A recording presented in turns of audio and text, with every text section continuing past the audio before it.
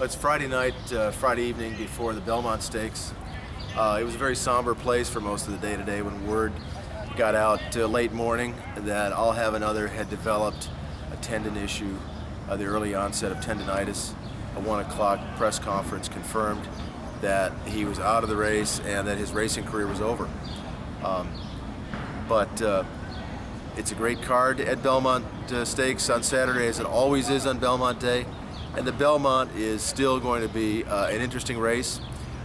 Interestingly enough, I did not pick I'll Have Another to win the Belmont. There were a couple of fresh horses that I thought were really going to give him a hard time that ran in the Derby, skipped the Preakness, and trained well since then. Particularly Doulahan, who is my pick to win the Belmont Stakes. He ran a fast closing third to I'll Have Another in the Kentucky Derby, and has worked really well, I think, for Dale Romans. Dale Romans called it old school training, working him a mile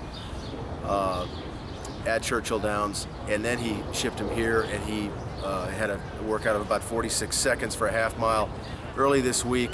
Really sets him up for a big performance on Saturday. I think Doulahan will like the distance. There's going to be a lot of contention on the lead. I don't think the absence of I'll Have Another is going to make that much of a difference in how the race is run.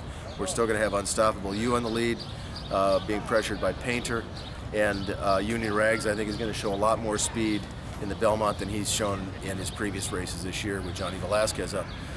So I am picking a Doulahan to win. My original third place pick was Street Life, who ran a good third in the Peter Pan, and I think it's going to be a battle for third between Painter, who will be part of the pace, and Union Rags.